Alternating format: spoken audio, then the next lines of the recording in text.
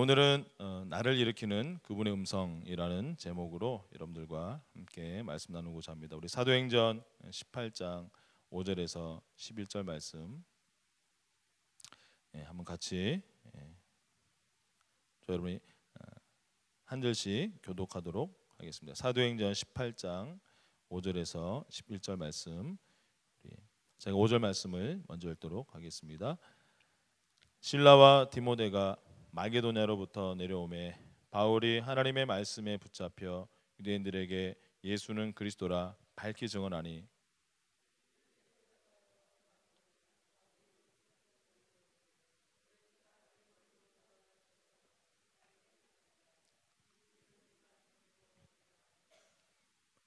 거기서 옮겨 하나님을 경외하는 디도 유스도라는 사람의 집에 들어가니 그 집은 회당 옆이라.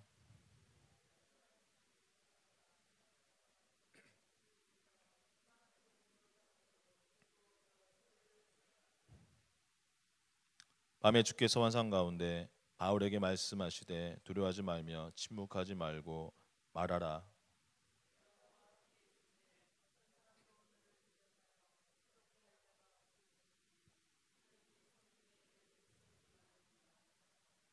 함께 읽겠습니다. 1년 6개월을 머물며 그들 가운데 하나님의 말씀을 가르치느라. 아멘. 여러분들의 삶의 여정에서 살아계신 하나님의 그 음성을, 나를 향한 그분의 말씀이 여러분들의 삶 속에, 여러분들의 삶과 여러분들의 전 존재 가운데 어떤 영향을 미쳐 왔는지 한번 생각해 보시기 바랍니다. 하나님의 음성을 가장 마지막으로 여러분들이 들어본 적은 언제이십니까? 아니면 단 한 번이라도 하나님의 음성을 들어본 적이 있으십니까? 오늘 저와 여러분과 함께 사도행전 18장 5절에서 11절의 본문을 통해 살아계신 하나님의 음성이 어떻게 사도 바울에게 역사했는지 간략하게 살펴보고자 합니다.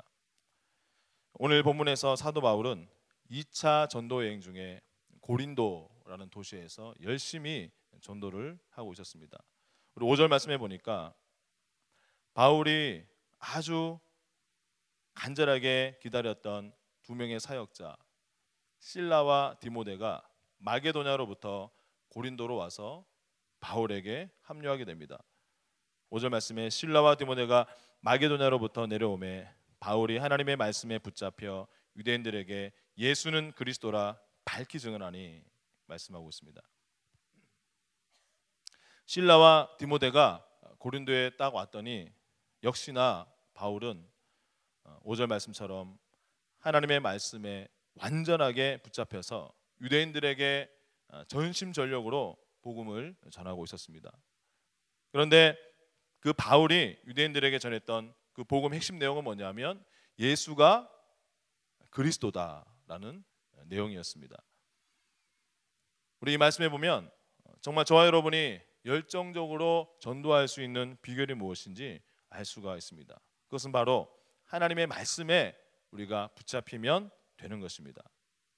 하나님의 능력의 말씀 앞에 우리가 전적으로 붙잡힐 때, 하나님의 생명의 말씀으로 우리가 충만하게 될 때 우리는 열정적으로 전도할 수가 있게 되는 것입니다. 그때 우리는 비로소 진정한 생명의 복음의 증인이 될 수가 있는 것입니다. 우리 이 시간 옆에 있는 분들에게 이렇게 격려하겠습니다. 하나님의 말씀에 붙잡히십시오. 시작.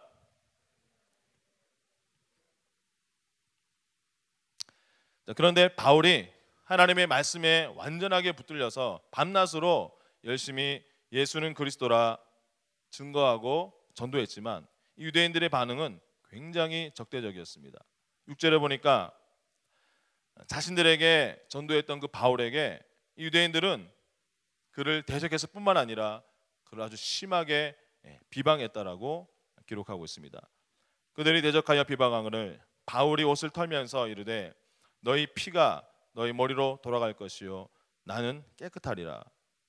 이후에는 이방인에게로 가리라 하고. 이 구절을 헬라 원문으로 좀 더 정확하게 살펴보면 유대인들은 바울의 반대 입장에서 아주 계획적으로 전열을 가다듬어서 대적하며 방해했다라고 기록하고 있습니다. 이런 유대인들의 반응에 바울이 얼마나 열이 받았는지, 바울이 할 수 있는 그의 신학 안에서 그들이 뱉을 수 있는 최악의 저주를 그들에게 쏟아붓고 있습니다. 너희 피가 너희 머리로 다 돌아갈 것이고 나는 거기에 아무런 책임이 없다. 내가 이 시간 이후로 내가 너 유대인들에게 전도하나 봐라. 대신 나는 이제부터 이방인들에게만 구원의 복음을 전하겠다. 여러분, 너희 피가 너희 머리로 돌아갈 것이다 라는 이 말은 그냥 바울이 흥분해서 단순하게 저주한 것이 아닙니다. 자, 이것은 살인자는 자기가 죽인 사람의 생명에 대한 책임이 있으며 또 그 책임에 따라서 하나님께서 반드시 심판하실 것이라는 의미를 가지고 있습니다. 쉽게 말하면 바울이 최선을 다해서 생명의 말씀을 전파했는데 유대인들이 이것을 끝내 거부했기 때문에 그들의 영적 생명에 대한 책임은 그들 스스로에게 있다라는 것입니다. 결과적으로 유대인들은 스스로 영원한 사망, 영원한 멸망을 초래한 것이었습니다. 실제로 보니까 이렇게 엄청나게 화가 나서 전도의 자리를 박차고 나온 바울이 그 다음으로 간 곳이 바로 그 회당 옆에 있던 디도 유스도의 집이라고 기록하고 있습니다. 유대인 전도 사역을 하다가 너무나도 큰 상처를 입고 낙심했던 바울은 하나님을 경외하는 신실한 디도 유스도의 집에 머물면서 몸과 마음을 추스르고 있었습니다. 이 유스도의 집은 장차 고린도 전도 사역의 본부가 됐고 또 고린도 교회의 최초의 집회 장소로 쓰여졌습니다. 8절에 보면 바울의 고린도에서의 전도 활동이 그러나 전혀 열매가 없는 것은 아니었다는 것을 알 수가 있습니다. 또 회당장 그리스보가 온 집안과 더불어 주를 믿으며 수많은 고린도 사람들도 듣고 믿어 세례를 받더라. 뜻밖에도 바울은 월척을 낚았습니다. 회당장 그리스보가 온 집안 사람들과 함께 믿고 세례를 받았습니다. 이 회당이라는 것은 뭡니까? 당시 유대인들의 집회 장소이면서 공동체 생활과 종교 생활의 중심지였습니다. 바로 그 회당의 대표자로서 있었던 이 그리스보가 예수님을 믿게 된 것은 고린도에 있던 유대 사회에게 엄청난 파장을 일으켰습니다. 그리고 당시 많은 이 고린도에 있던 사람들, 즉 로마의 식민지였던 고린도에 거주했던 로마인들과 그리스 사람들을 비롯한 많은 이방 사람들이 바울이 전하는 이 복음을 듣고 믿고 세례를 받게 되었습니다. 우리가 이때 이 바울의 상황을 본문의 정보를 통해서 추측해 볼 수가 있습니다. 고린도의 유대인들, 특별히 회당장 그리스보와 같은 이런 지도자급 인사들이 개종하는 것을 보고 유대인들은 더욱더 살기가 등등해서 바울에 대한 보복 계획을 세웠을 것입니다.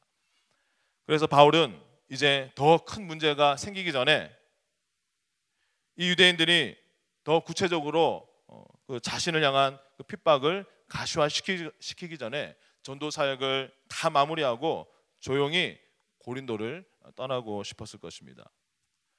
아무리 천하의 바울이지만 자신을 죽이려고 있는 그 무리들의 살기 어린 그 움직임 앞에서는 그 마음이 위축되고 영적으로 정서적으로 심히 공고해질 수밖에 없었을 것입니다.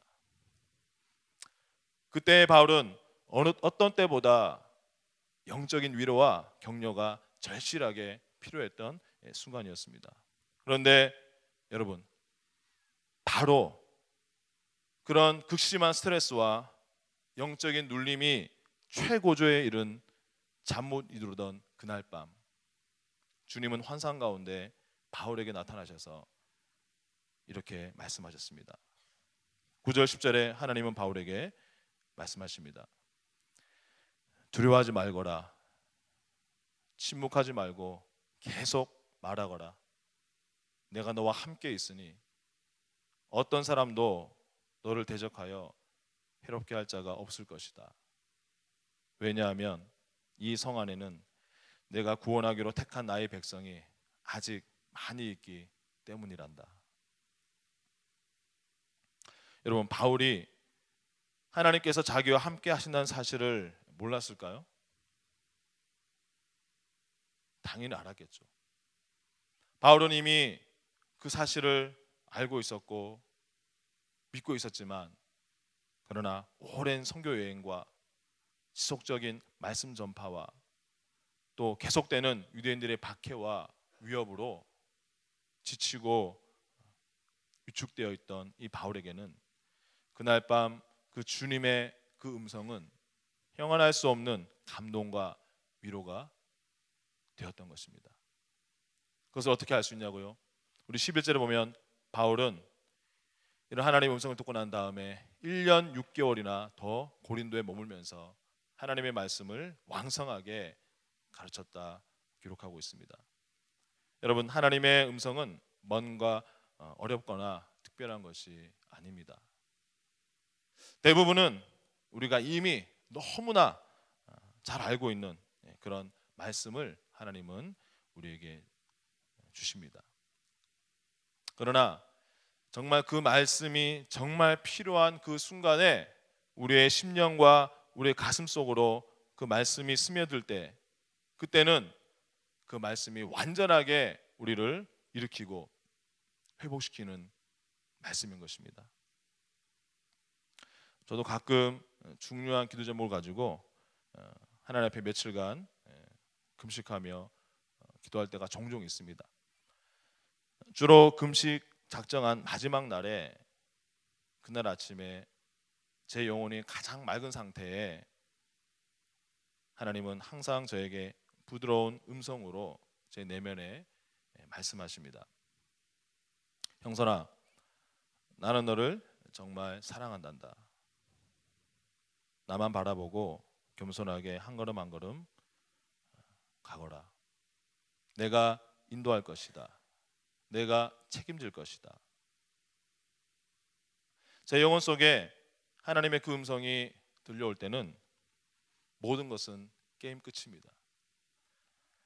주님의 그 말씀은 이미 제가 너무나도 잘 알고 있는, 믿고 있는 사실이지만, 그 순간 그때 다시 한번 성령을 통해서 제 영혼에게 새롭게 상기되고 들려줄 때는 더 이상의 다른 위로와 격려나 말씀이 필요가 없어지는 것입니다.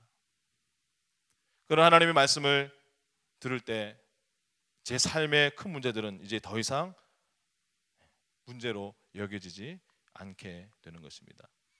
그 문제가 구체적으로 해결되어서가 아니라 그 문제 한가운데서 허우적거리고 내 힘으로 고군분투하던 그때에 하나님의 음성이 내게 임하고 그 음성으로 말미암아 그 문제를 멀리서 내려다볼 수 있는 완전히 다른 차원으로 내가 옮겨지기 때문에, 그리고 너의 관점이 저의 관점이 바뀌었기 때문에 믿음이 커지면서 더 이상 그 문제들이 내게는 문제로 다가오지 않게 되는 것입니다. 오늘 본문의 바울도 아마 그와 같은 경험을 했을 것입니다. 그에게 가장 필요한 하나님의 위로의 음성과 하나님의 사랑과 하나님의 그 관심의 음성을 들었을 때 그에게는 더 이상 유대인들의 살기등등한 위협과 그 음모가 더 이상 무서운 것이 아니었습니다. 그것이 자신의 영혼을 짓누르고 하나님의 복음 전파를 가로막았던 것으로 더 이상 이제는 그렇게 보이지 않는 그런 담대함이 바울에게 생겼던 것입니다. 왜냐하면 하나님이 지금 어떻게 나와 함께하고 계시고 또 그 하나님이 어떤 분이신지 전인격적으로 다시금 온전하게 체험하고 알았기 때문입니다. 여러분들은 이런 하나님의 음성을 듣고 계십니까? 이런 하나님의 음성을 믿습니까? 말씀으로 세상을 창조하시고 말씀으로 치유하시고 말씀으로 격려하시며 말씀으로 인도하시는, 말씀으로 예언하셨고 말씀으로 사랑하시는 그 하나님은 지금도 우리에게 말씀하시는 하나님이십니다. 하나님은 온 인류 역사 가운데 당신의 백성들과 소통하셨고 지금도 저와 여러분과 대화하기를 원하십니다. 문제는 하나님께서 말씀하시냐가 아니라 우리에게 하나님의 이 말씀하시는 것을 들을 귀가 있느냐라는 것입니다. 요한복음 10장 27절에서는 이렇게 말씀하고 있습니다. 내 양은 내 음성을 들으며. 우리가 우리 삶의 진정한 목자이신 주님의 참된 양이라면 우리는 우리를 인도하시는 그분의 음성을 당연히 들을 수 있습니다. 어떤 분은 그렇게 생각할 수도 있겠죠. 이 사도 바울이야 이미 여러 차례 환상 가운데서 예수님을 만난 사람이고 3층 천까지 들락날락한 사람인데 우리가 어떻게 바울처럼 주님의 음성을 들을 수 있단 말입니까? 물론 실제로 오늘 본문에 바울이 환상 중에 주님을 만나서 직접 위로와 격려의 음성을 들은 그 일들은 흔한 일들은 아니죠. 그렇다고 해서 결코 일어날 수 없는 일도 아닙니다. 지금 현재도 선교가 금지된 아랍의 중동 지역이나 이란 같은 곳에서는 날마다 수많은 사람들이 친히 환상을 통해서 그들에게 나타난 예수님을 통해 구원받고 있고 또 그 사람들을 통해서 하나님의 교회가 세워지고 있습니다. 하나님은 살아계시며 지금도 우리에게 말씀하시는 분이십니다. 그러나 이 저녁에 저는 여러분에게 이런 환상을 통해서 주님을 만나라는 그 말씀이 아니라 지금도 기록된 하나님의 말씀인 성경 말씀, 그리고 우리 안에서 역사하시는 성령님, 그리고 영적인 지도자와 교회를 통해서 때로는 환경을 통해서 우리에게 일관되게 말씀하고 계신 그 하나님의 음성에 귀 기울일 것을 여러분들에게 말씀드리는 것입니다. 여러분들의 믿음이 흔들릴 때, 여러분이 이유를 알 수 없는 고난을 만났을 때, 갑작스러운 위기가 닥쳐서 당황스러울 때, 비전과 진로 가운데 하나님의 뜻을 구할 때, 선택의 문제 앞에 있을 때, 여러분의 사업과 가정과 자녀에 대한 하나님의 지혜를 구할 때, 세상의 위로와 조언보다 전능하신 하나님의 음성을 들어보시기 바랍니다. 혹시 여러분 가운데 인간적인 계산과 생각과 염려와 걱정으로 치열하게 자신의 문제들을 풀어가고 있는 분은 없으십니까? 아니면 하나님께 막연하게 기도하고 구하고는 있지만 도무지 허공을 치는 것 같은 그런 공허함을 느끼고 계신 분은 없으십니까? 지금 우리에게 필요한 것은 매 순간순간마다 진정으로 우리에게 필요한 것은 모든 것을 아시고 우리를 향한 놀라운 계획을 가지고 계신 그 하나님을 신뢰하며 그분의 음성에 귀 기울이는 것입니다. 초대교회 교부 이레니우스는 하나님께는 큰 두 팔, 즉 말씀과 성령의 팔로 우리를 인도하시고 성숙시킨다고 말했습니다. 그것은 참으로 하나님의 속성을 가장 잘 표현한 말이라고 할 수 있습니다. 여러분이 말씀을 읽고 묵상하며 성령 앞으로 나아가서 하나님 앞에 믿음으로 기도하며 그분을 잠잠히 기다리면 하나님은 저와 여러분이 알아들을 수 있는 그 음성으로 친히 우리에게 말씀해 주십니다. 평강과 확신으로 다가오는 내적 음성이 있다면 그것은 100% 주님의 부드러운 음성입니다.